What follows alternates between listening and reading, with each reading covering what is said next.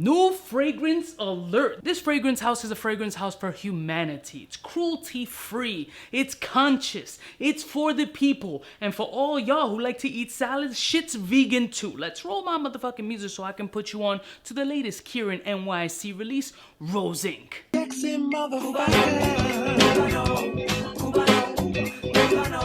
We're all alone in the yeah, there's some friends from the south side. In case you cared, out of all your friends, I wanna be Cuba.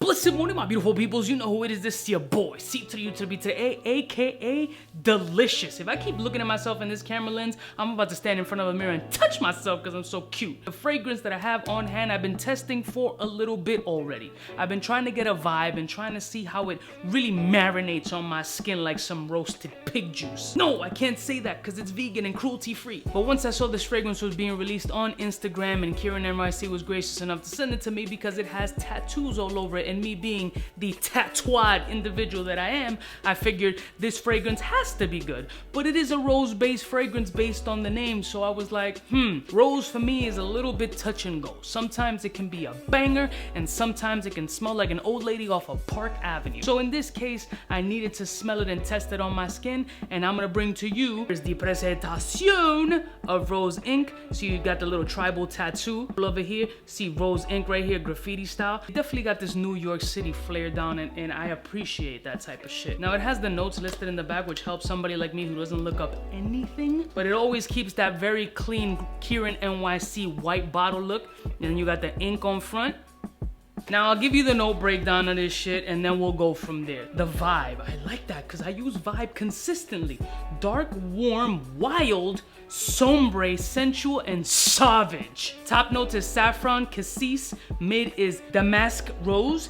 Base is cedarwood, crisp amber. And it has it in another language that I don't understand. So let's get down to brass taxes, shall we? Coobs, what does this shit smell like? Is it feminine? Is it masculine? Is it ambidextrous? All that good shit. Ambidextrous means both hands, right? I'm gonna be real. The opening was a little sospechoso for me, a little suspect, because it is a rose punchy opening that can and possibly might come off a little, walking stick. But it's literally about a 5 to 7 minute transition of when the fragrance really starts becoming fun and more youthful. It's just that opening that's a little bit, it's not bad, but you have to be an absolute rose aficionado or an absolute rose lover to appreciate that 5 to 7 minute opening gap. Me, I'm still in those baby steps, and I've been saying that for like 2 years with rose, because rose sometimes just pulls me in and it's just, yes, sexy. Let's just throw rose petals all over my lubricated body while I'm ass naked on some silk sheets. And in some cases, it's just like, nah, grandma, we not doing the boomerang scene where the old lady's calling him like,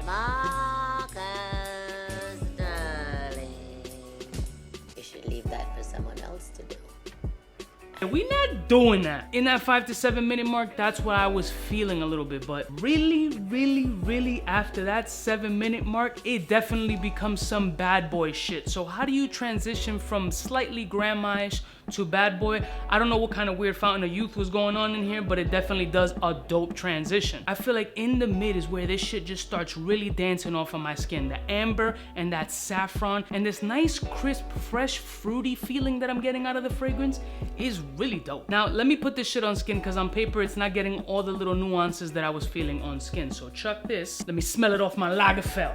Yeah, so on skin, the saffron is really a beautiful star. And I like that the elderly component of the rose really dies out quick and really tries to transition itself automatically. Like off my skin, it's saying, yo, Coop, I don't like this shit, let's just move on. The vibe description of this fragrance really starts presenting itself after that 7 minute mark on my skin. It does feel a little bit wild and a little bit crazy all over the place. Just put a little bit of conditioner in your hair and let it wild out. And definitely has that bad boy sex appeal of it for a tattooed individual like myself. So for me, I had a 5 to 7 minute like, I don't know, and then literally after the 7 minute be like, oh, I know.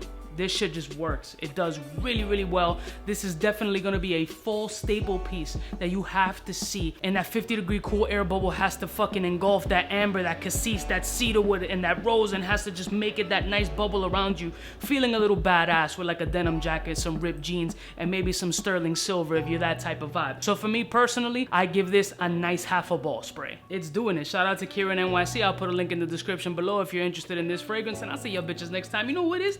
biggest in the game. Smooches. Cubaknow, what's fresh, who's best? Wanna know who's gonna pass the test? Cubaknow. For the fly gun holder, money folder, molar roller, start tag when it's time to call back. It's nonsense, you never get in. It's nonsense that you would think that you would.